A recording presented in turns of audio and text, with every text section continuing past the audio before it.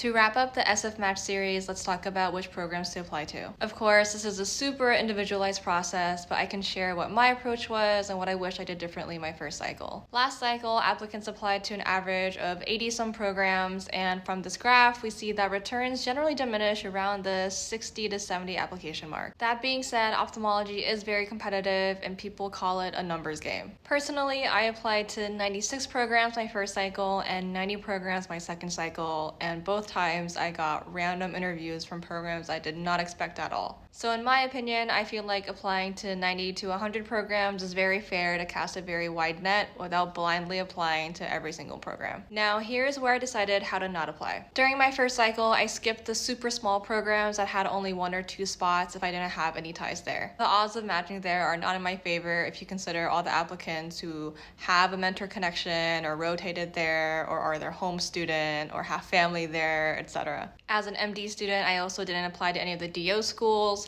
These should be pretty easy to spot, but if you're ever unsure, just check the resident page and see whether they're MD or DO. As for the competitive programs, my mentor advised that if I had a lower than average step 2 score, that I should not even think about applying to any of the top 20 programs. I didn't listen to that advice though, because I felt like with my gap year and all the research that I did and the strong letters that I got, that maybe that would make up for my step 2 score. However, I didn't get a single invite from this category of programs, so during my reapplication cycle, I cut those programs out. Some of the residency programs are also a combined research plus clinical program, and so I cut those out because that wasn't in line with my career path. For geographically random programs that I have no ties to, I initially skipped some of them during my first cycle. But honestly, if I could redo it, I'd probably keep them in. Both cycles, I got some surprise interviews from programs that I had no connection to, so who knows if I would have gotten one from any of these 9. Lastly, I didn't apply to Puerto Rico both times because if you look at their resident page, they're obviously looking for Spanish speakers, which is not me. So if I could do my first cycle over again, I think I'd want to apply more like I did my second cycle. I still would have applied to about 90 to 100 programs, but I wouldn't have wasted my money on applying to programs that wouldn't have realistically considered me. And with that, this officially wraps up my SFMatch series. I have gained so much insight going through this process twice, and I hope me sharing my experiences has been helpful for you. I saved some of your SFMatch questions on my Instagram story highlights, but feel free to reach out anytime. Good luck to everyone applying this cycle. I am rooting for you.